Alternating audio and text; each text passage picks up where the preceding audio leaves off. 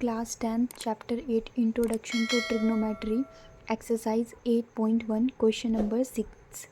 If angle A and angle B are acute angle, यदि angle A और angle B जो है वो एक्यूट एंगल्स हैं तो such that cos A is equals to cos B. Angle A और जो एंगल बी है वो एक्यूट एंगल्स हैं तो जो कोस ए है वो कोस बी के इक्वल होगा।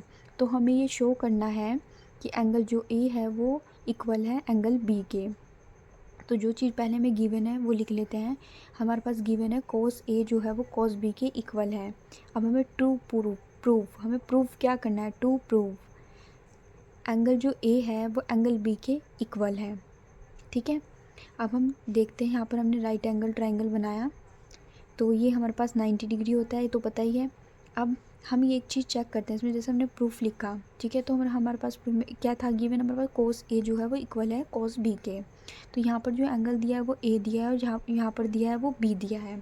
ठीक है, तो हम राइट एंगल ट्राइंगल को इस तरह से पहले तो हम ए के लिए देखेंगे, फिर हम बी के लिए देखेंगे। अगर एंगल हमारे पास ए है तो परपेंडिकुलर हाइपोटेन्यूज बेस इस तरह से होंगे, कहाँ पर होंगे, जब हमारे पास एंगल बी है तो परपेंडिकुलर कौन सी साइड होगी, बेस कौन सी साइड होगी, वो देखेंगे। तो सबसे पहले हम निकालते हैं ए के लिए। तो हमने राइट एंगल ट्राइंगल बनाया, एंगल हमारे पास ये ए है। ठीक है, तो अब हमें देखना है ये हमारा 90 डिग्री है, हमेशा ये 90 डिग्री होता है। ठीक है, ये 90 डिग्री है, 90 डिग्री के सामने होता है हमारे पास हाइपोटेनियस। ठीक है, जब 90 डिग्री और ये एंगल सेम लाइन पर होता है तो ये होता है हमारे पास बेस। और जो 90 जो हमारे पास ये एंगल होता है ना, इस एंगल के सामने जो होती है वो परपेंडिकुलर होती है। तो ये एंगल ए के लिए देख रहे हैं हम। ठीक है, तो जो हमारे पास कोस होता है ना वो क्या होता है, बी अपॉन में एच, हमारे पास ये कोस होता है। तो हमने लिखा है यहाँ पर बी अपॉन में एच, और कोस बी को भी, कोस हमें पता ही है बी अपॉन में एच ही होता है। तो ये देखेंगे पहले एंगल ए के लिए। तो बी हमारे पास क्या है, यहाँ पर बी है हमारे पास ए सी, तो हमने लिख दिया ए सी। और एच हमारे पास यहाँ पर क्या है, ए बी, तो हमने लिख दिया यहाँ पर ए बी।